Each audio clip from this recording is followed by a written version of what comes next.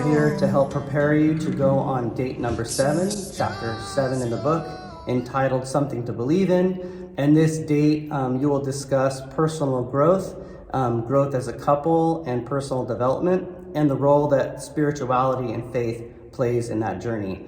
We want to start by saying, first of all, I love John Gottman. I'm doing my PhD on John Gottman, but he does write this book from a secular point of view. And because of that, it has what we would say a secular phronema to it. And so it's a little bit limited. Yeah, and because it's, for a secular audience, it can't delve into, our orthodox understanding of spiritual growth. Mm-hmm. And that's something we really wanted to touch on because that's central to our life and to everything we do. Yeah. Our faith in Christ, our faith is being Orthodox Christians. This is the glue of our marriage. And having faith in God allows every experience in our life to be something that is sacred and can be transfigurational, whether it's a positive experience or a negative experience. Our faith in God gives meaning to those experiences. So what would you say is the goal of marriage? Well, because we're talking about spirituality and growth, and we know that the goal of our whole life is ultimately salvation, to reach the kingdom of heaven, that is the goal of marriage as well. And if we see our marriage as a way of reaching the kingdom of heaven, as a way of salvation, that's what our ultimate goal is. Not personal happiness or self-fulfillment, though these things can definitely take place in a healthy marriage, and they should. That's not the ultimate goal. It's salvation. Yeah, I think it's quoted in this chapter, but research shows that those who hold their marriage, their relationship as being sacred, have a higher rate of success. That relationships are healthier and last much longer. Yeah, and therefore every experience can be sacred. Even conflict can be sacred. If we see it as a way of reaching the kingdom of heaven, if we see it as an opportunity for spiritual growth. Practicing self-denial, practicing patience, practicing humility, these are all opportunities to grow in Christ. St. Moses the Black reminds us how important it is to be humble in everything that we do. And he says, "Let us hold fast to humility in every manner and every work." So throughout this series, the Gottmans have made a point of discussing rituals of connection and how important those rituals are in fostering unity in a couple. How would you say that we can use our faith to develop these rituals of connection, or use our faith as rituals of connection? Number one is prayer, praying together. In the marriage service, we say we become one flesh, but really it's more than that. From an eternal point of view, we become oneness of mind, oneness of soul, not just oneness of flesh. And so by praying together, we become intimately connected on a spiritual level. And that's just as important, if not more important than, a physical level, mental level. So number one is prayer, praying together. Do your daily prayers together, morning prayers or evening prayers, whatever you can do. As a couple, make sure you make time for prayer together. What about the liturgical life? Like orienting our family life around the life of the church. How do you do that practically? Well, as a clergy family, this kind of comes naturally. But even before we were married, I think about growing up, how in our family, going to church was number one, celebrating the feasts of the church. Throughout the year, reading the lives of the saints, just being in tune with what's going on in the life of the church, and making those times, those holidays, times of fasting, times of feasting a part of your family life. That's to make the life of the church central. It brings us together, and I think in the life of a parish, the people are all brought together in the feasts of the church. Mm-hmm. So celebrating feasts brings us together and brings unity, and I think that happens in the family too. Yeah.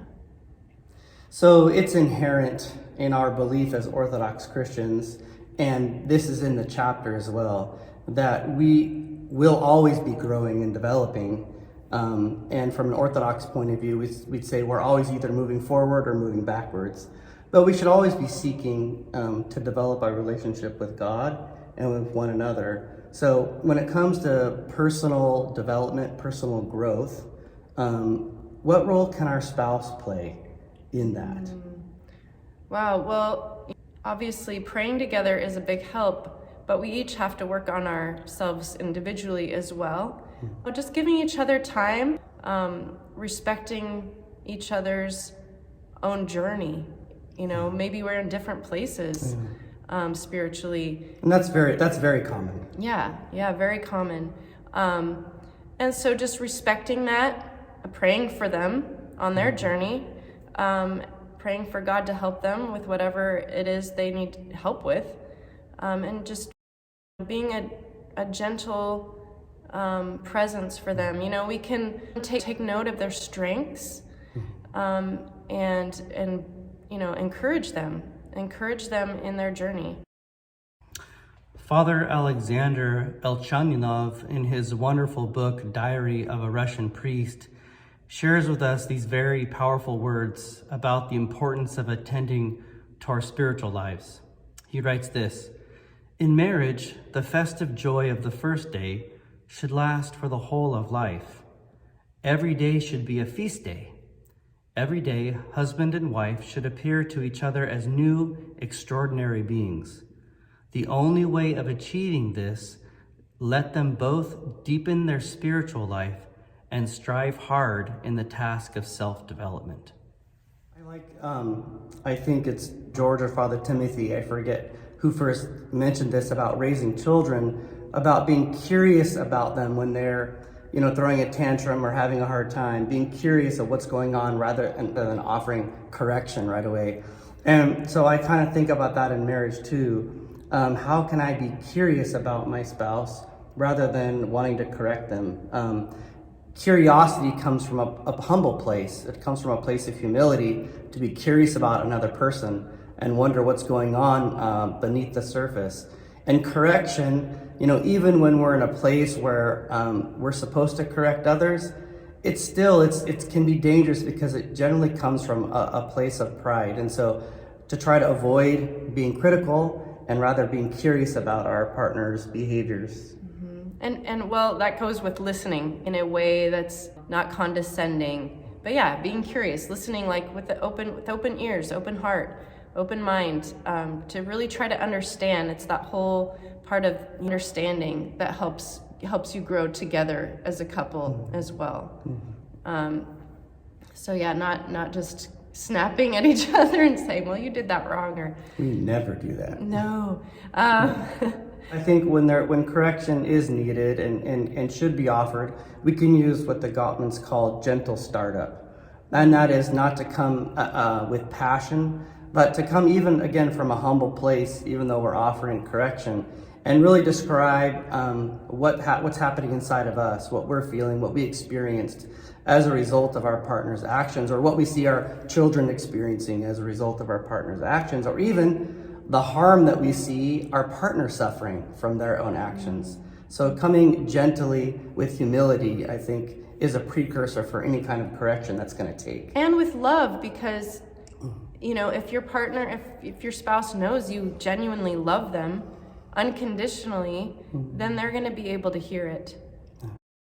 So we've talked about personal growth and development and how our spouse can help us. That I think personal development and spiritual growth is impossible without something that we rarely have in our culture, and that is stillness or quiet.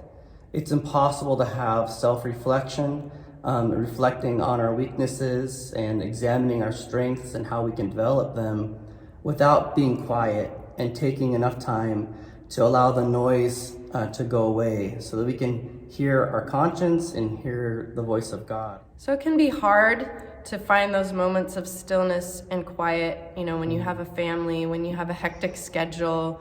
It's really loud at our house with our 5 boys.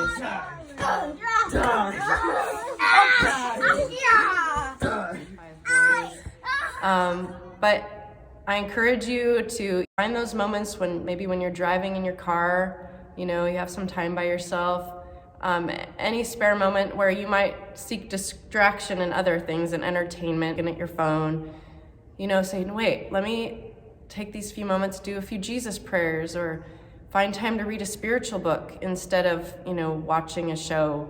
And those things will really help you on your journey of spiritual growth. In Christian marriage, one of the important elements that helps create shared meaning and spiritual connection between spouses is the manner in which we live out our Christian life by serving one another and offering hospitality to others. And there was a story you told me about a pious Greek woman. Can you share that? I think that's we knew this wonderful Greek woman back when we were in seminary, and we were visiting them. And she was showing us so much hospitality, she and her husband, and I just was kind of amazed at how she would, she was just working so tirelessly. And I said, aren't you getting tired? After she was getting up and down, serving us dinner, then making a dessert. And she's like, no, she was holding her apron. And she kissed the neckband of her apron. Like the priest does. Like the priest does, and she says, no, I put on my epitrachili and I go to work.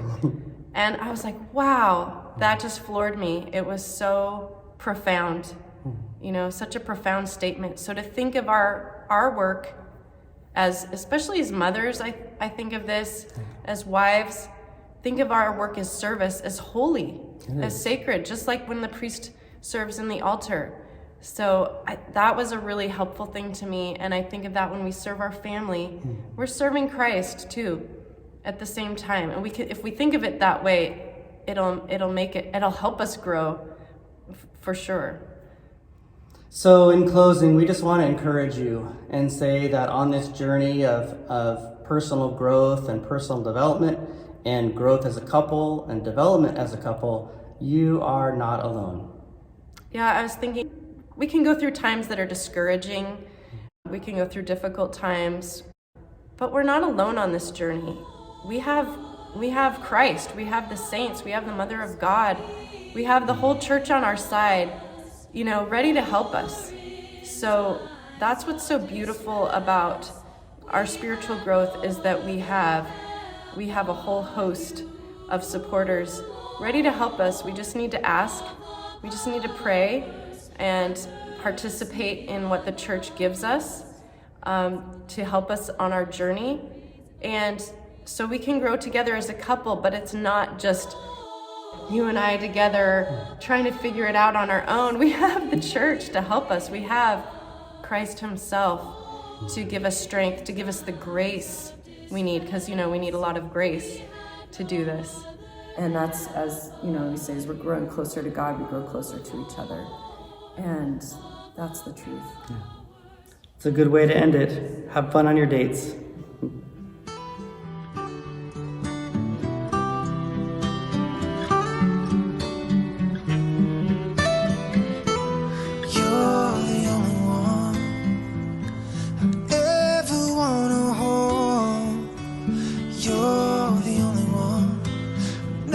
Speaks in my soul.